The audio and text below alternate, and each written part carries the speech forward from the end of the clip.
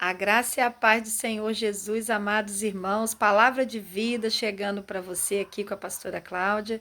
Tudo bem com você? Palavra de hoje é vigilância dentro e fora da casa. Fala comigo, vigilância dentro e fora da casa. Exatamente isso. 1 Reis 13, vou ler alguns versículos aqui.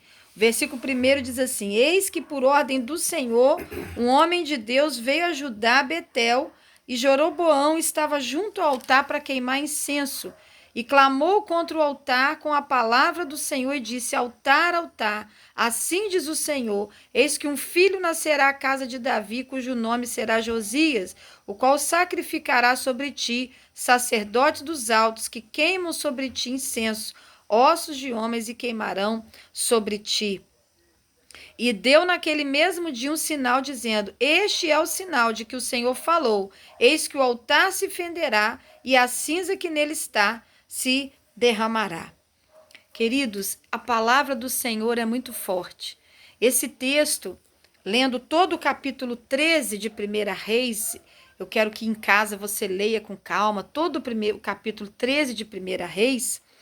Ele vai dizer que o Senhor envia um profeta novo, desde Judá a Betel, para falar ao rei Jeroboão que aquele altar que ele estava levantando era um altar de idolatria, de feitiçaria, não era um altar que estava agradando ao Senhor. E quando ele profetiza ali, o rei Jeroboão fica irado com ele, aponta a mão, o dedo, e manda e fala: pegai-o. E quando ele estica a mão dele fica seca, ressequida. E o rei então fica apavorado. E tudo que aquele profeta novo profetizou, dizendo: esse altar será fendido, o sinal que Deus vai dar, que eu estou falando por Deus, que o Senhor, eu estou profetizando contra o altar que o rei Jeroboão levantou, porque tem idolatria. E tudo que eu estou falando é de Deus. E o sinal que o Senhor vai dar é que esse altar vai ser fendido, vai ser rachado. E quando o rei Jeroboão aponta a mão para ele e diz: pegai-o, né, prendei esse profeta, naquele momento a mão do rei fica ressequida. E o rei então fica em desespero. E o rei pede ao profeta para orar por ele, para pedir a Deus a cura. E ele ora e a mão do rei é restabelecida, é restituída. E naquele momento o rei fica tão maravilhado com ele e fala assim: olha, vamos lá para minha casa, você vai ficar confortável, eu vou te dar comida, bebida, eu vou te dar presente.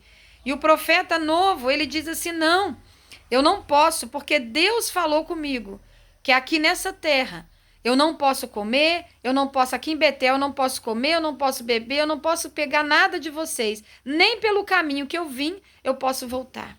Né? Esse profeta novo simboliza alguém desejoso de fazer a vontade de Deus. Quem sabe é você que está com o coração aberto para cumprir a vontade de Deus. E esse profeta, realmente ele saiu daquele lugar sem se envolver com nada. Obediência total entre os de fora. Ele viu que os de fora eram que ímpios, idólatras, feiticeiros. Ele falou: eu vou vigiar aqui.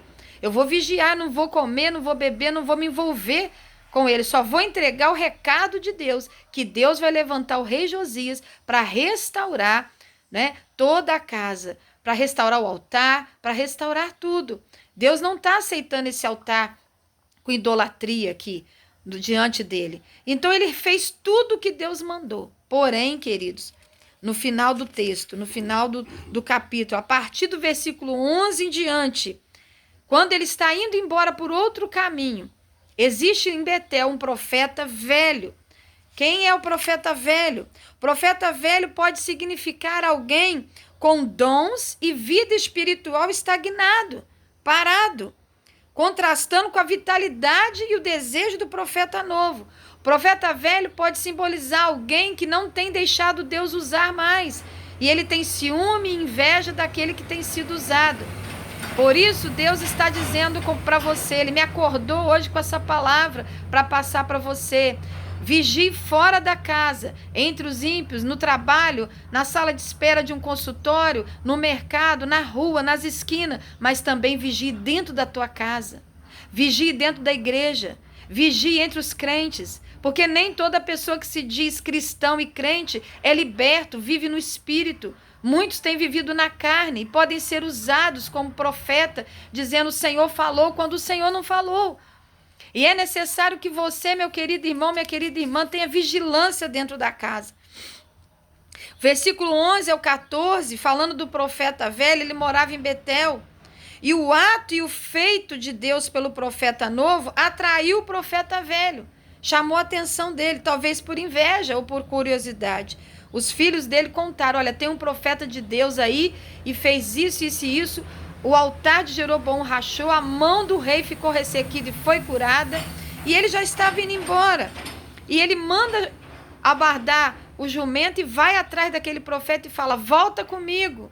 E olha o que ele diz, ele usa de bajulação. Tome cuidado, querido, com elogio demais, bajulação demais. Nós temos o ego e a gente gosta quando as pessoas falam, você é excelente pastora, você é uma mulher maravilhosa, minha amadinha. Toma cuidado com isso, toma cuidado com isso. Seja humilde na presença do Senhor, porque o inimigo vai usar pessoas de perto, de dentro, para te derrubar e te destruir, para matar sua fé e seu ministério. Toma cuidado. Então ele bajula esse homem, ele diz, és tu o homem de Deus que veio de Judá? Ele diz, sou eu. Né? Quando alguém fala, você é aquele homem, aquela mulher de Deus que fez isso e aquilo, fala, não, tudo foi Deus. Foi Deus que fez, eu não sou nada, eu sou pó da terra. É Deus que faz, querido. E ele disse, vem comigo à minha casa, vamos comer pão. Versículo 15, vamos voltar para Betel. E Deus tinha falado para ele, não volta por esse caminho. Não volta, eu não estou ali agindo, não, eu estou com você. Era o território que Deus disse para ele, não fique, não volte, não coma. Às vezes você se sente inexperiente ou incapaz para a obra de Deus e confia em falsos profetas, confia em pessoas que aparentemente têm mais experiência que você e põe a sua vida a perder na mão delas. Tome cuidado. Se Deus falou com você, querido, faz só o que Deus mandou. Não faz o que os outros estão falando, não. Ainda que fale em nome de Deus. Você precisa ficar firme no que Deus tem falado com você.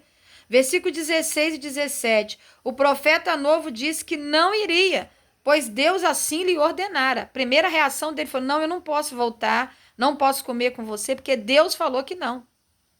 Mas olha o que acontece.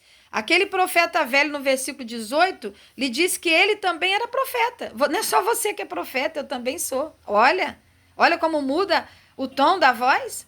Aquele que bajulava, aquele que dava valor, dizia, você que é o homem de Deus. Dizia, não, mas não é só você que é profeta, eu também sou usado por Deus. Toma cuidado, irmão. Vigia fora da casa, mas vigia dentro também. E ele diz, eu também sou profeta. E olha o que ele fala, um anjo me disse a palavra do Senhor e disse para você voltar comigo e comer. Irmãos, Gálatas 1, de 8 e 9, diz, ainda que nós mesmos, um anjo, venha pregar para você um outro evangelho, ou alguém venha pregar um outro evangelho que seja maldito. Gálatas 1, 8 e 9. Ainda que alguém, ou nós mesmos, ou um anjo, pregue para você, anuncie um outro evangelho que Deus não falou para o seu coração, que não te deu pela palavra, que seja maldito.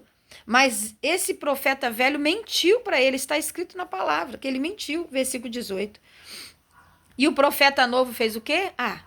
Esse profeta velho, experiente, falou em nome de Deus, ele voltou com ele comeu e bebeu.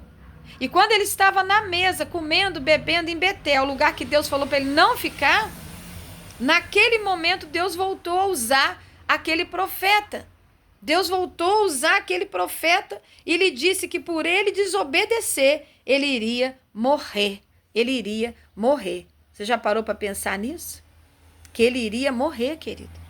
E ele seria enterrado, não com seus pais, mas em outro lugar. E assim aconteceu. Quando ele foi embora, veio um leão ali e o matou. Querido, é algo muito sério. E ele morreu. E esse profeta velho ainda foi lá, pegou o corpo, foi enterrar. A gente pode questionar, a gente pode falar, mas esse profeta também velho foi usado de maneira errada e tal. Podemos questionar muitas coisas, entrar em teologia, arqueologia, tudo. Mas o principal que eu quero deixar para você foi o que Deus mandou te falar. Tenha vigilância fora da casa, com as pessoas do mundo, com as pessoas que não creem em Deus, com as pessoas que são idólatras, com as pessoas que fazem coisas fora do querer de Deus. Mas tenha neste tempo do fim, que Jesus está voltando, tenha vigilância dentro da casa, dentro da sua casa e dentro da casa de Deus. O templo de Deus está muito contaminado, irmãos. Tem muitas pessoas dentro da igreja que não são verdadeiramente de Deus. E você precisa ter a sua comunhão íntima com a palavra e com Deus para não ser destruído. Que Deus te abençoe nesse dia, a graça e a paz. Amém?